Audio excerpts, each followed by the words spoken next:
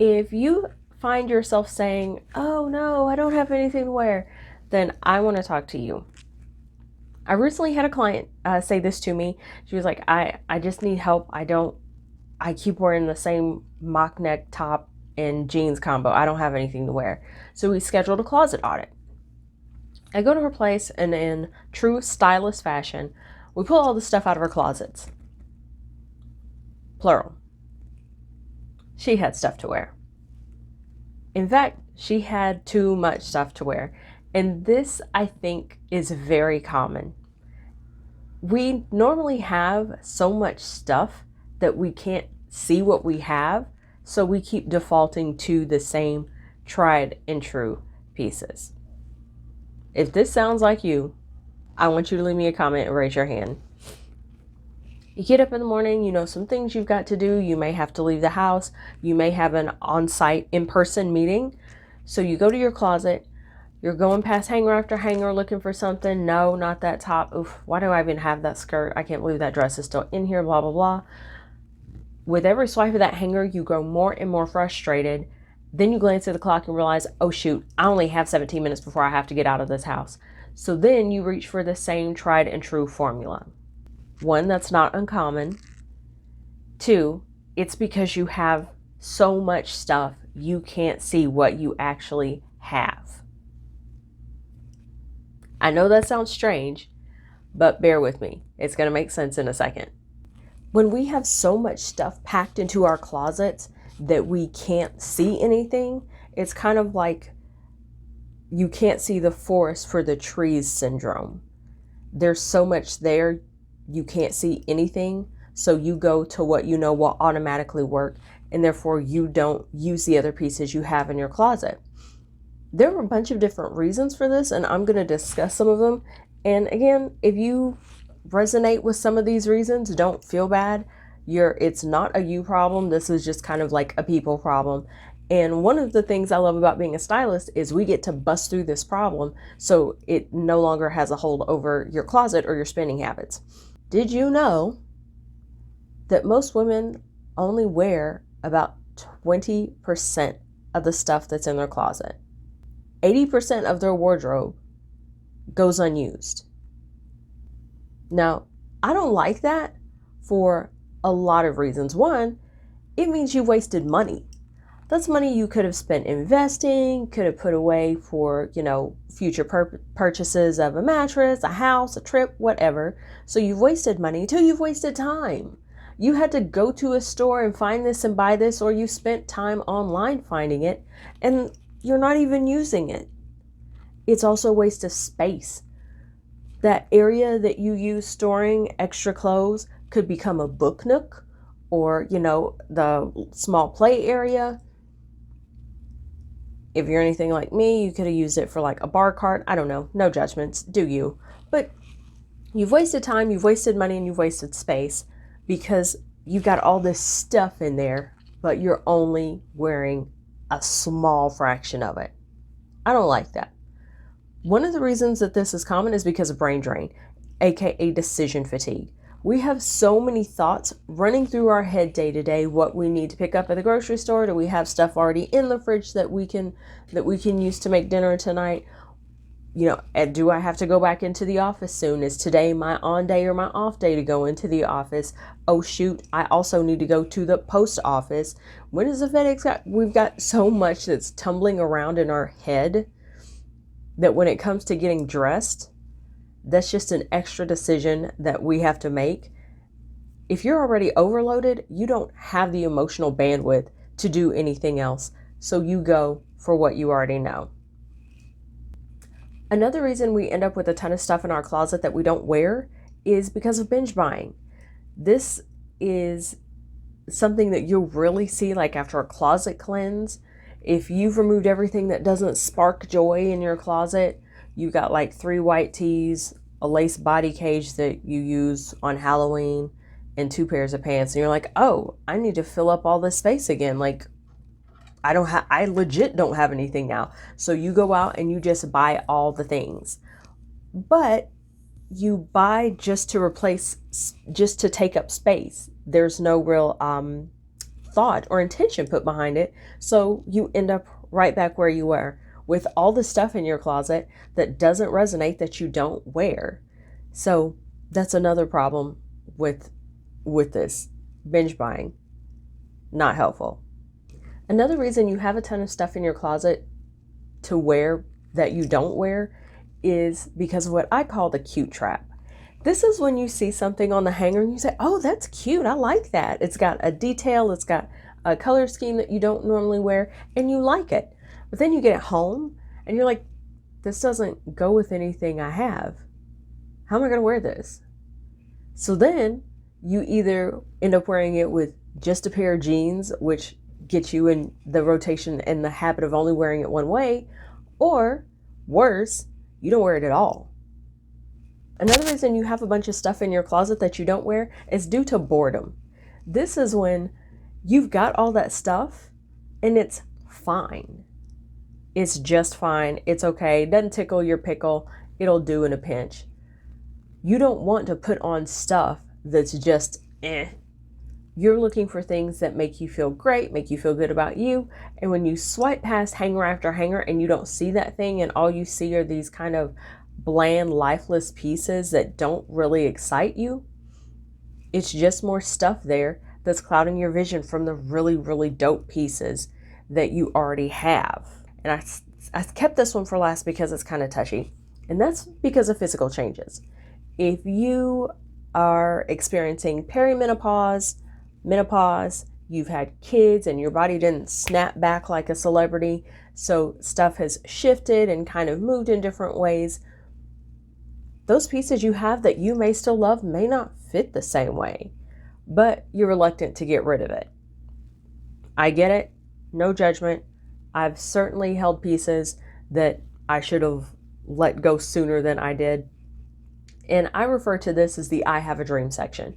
We normally have multiple parts of our closet where it's, here's the stuff I weigh at my current weight, here's the stuff I wear when I'm a little heavier, and here's the stuff I wore back in 2006 when I felt the cutest I've ever felt, but I haven't been that size since 2009. That's the I have a dream section. When we keep that stuff in our closet, it takes up space. So we don't have the option to bring in clothes that fit us in the here and now that make us feel just as good, if not better, than the clothes that were in the I have a dream section.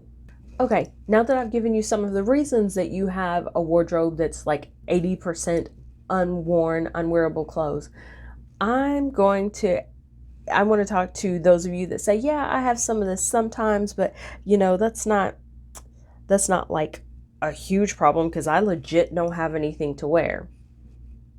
I'm gonna give you like a quick checklist and you see how many of these you check off.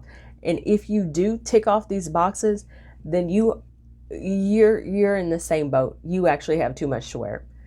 Number one, if every one of your shopping trips results in you having to buy more hangers, you already have stuff to wear. You have too much stuff to wear and you don't have any place to store it. That's why you need new hangers. Another one is you've got so much stuff that people are astounded you make it fit. Like it's cram-packed. There's no space between the hangers, between the items themselves. And when people see it, they honestly say, how did you get all of this in here? Another box, see if you check this one off. You've got more than 3 things in your closet that still have the tags on them.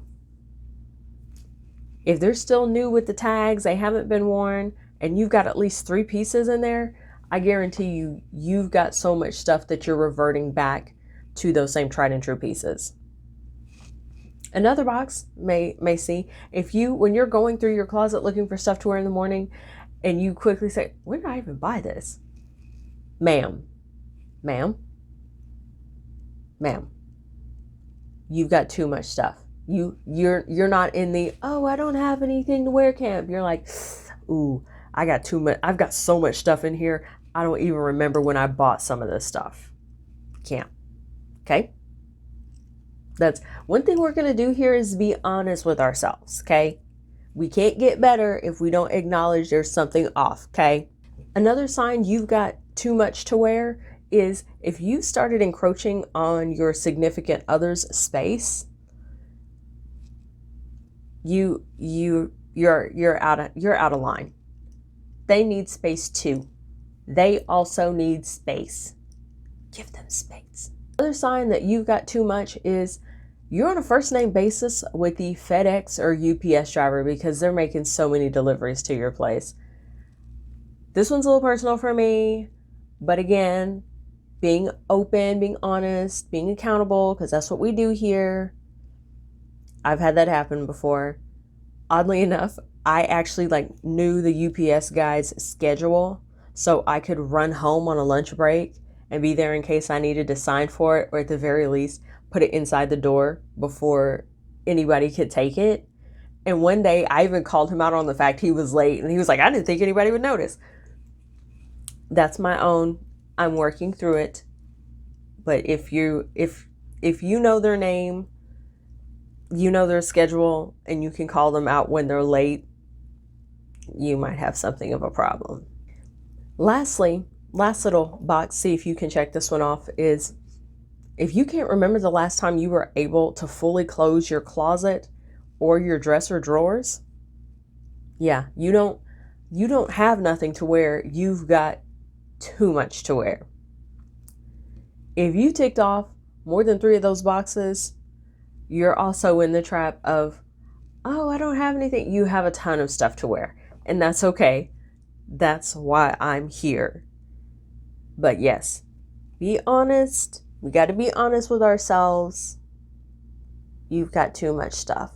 So some of the reasons why we don't fully use our closet, we go through the list of saying, do I actually have stuff to wear? Do I not have anything to wear? We figured out, yeah, I've got plenty to wear. So now what do? Now I want to give you some tips on how we can fully engage that unused 80% of your closet. We've already acknowledged, okay, I have stuff to wear. And by the way, knowing is half the battle. You're already leaps and bounds ahead of some people that are still in denial. So yay, go you. Now, what do we do about that 80%? First and foremost, I want you to take those default pieces, cast them out. That sounds dramatic, but just rock with me for a second. You don't have to burn them in effigy. You don't have to, shoot them from a cannon or anything. But I do want you to take those default pieces out of your closet for at least a week and put them somewhere where they're inaccessible. Don't put them in your significant other's closet because you're already encroaching on their space. That doesn't count. Put them in the trunk of your car, leave them with a friend. If you have a storage shed, put them in a Tupperware container like the Rubbermaid thingy and put them out in that shed. And we're going to do this for a week because I don't want you reaching for those same pieces. I want you to have to get creative and stimulate those thinking creative juices to how you can use this other stuff in your closet. Number 1, take those default pieces, put them away. Okay? Cool.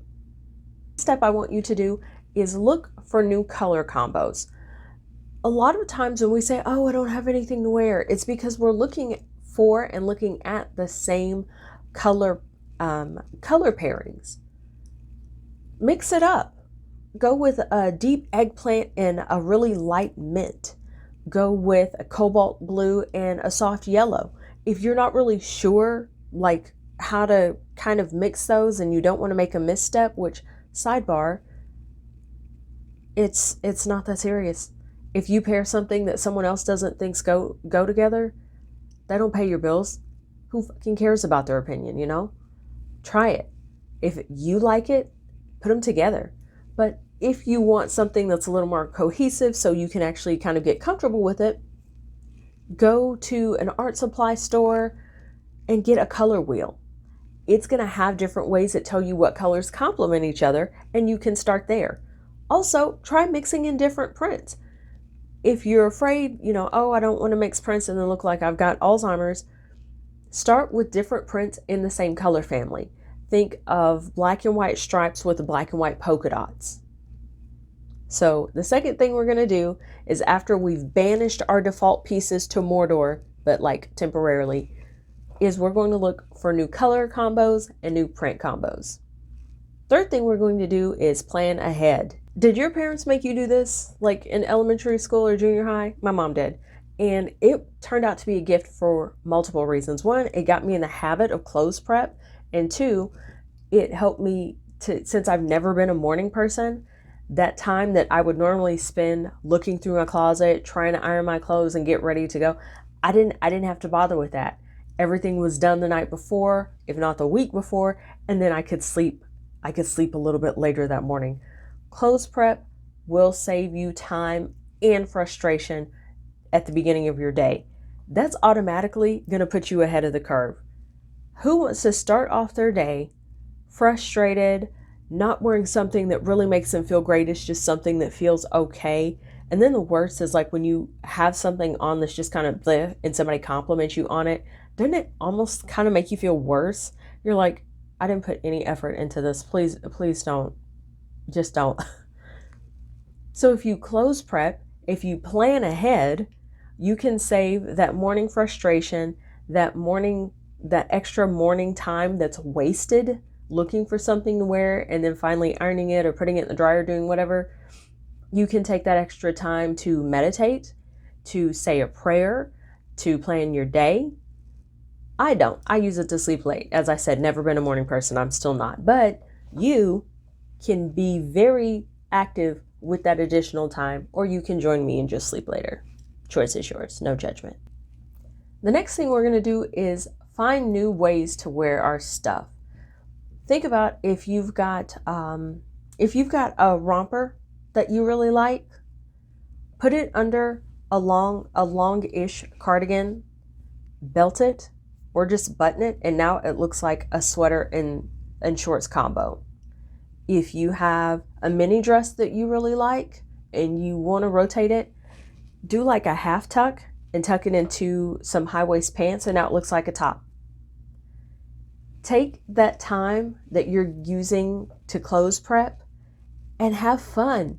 Find different ways to wear your clothes, because not only is that going to get those creative juices flowing, which helps us engage with more of our closet, it's going to get more bang for your buck when it comes to your clothes. You're going to have multiple ways your dollar is going further based on what you bought.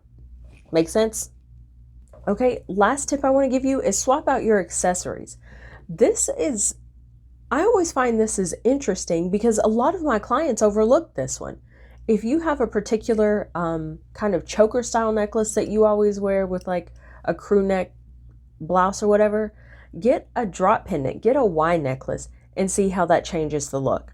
If you don't wear belts, get a fucking belt.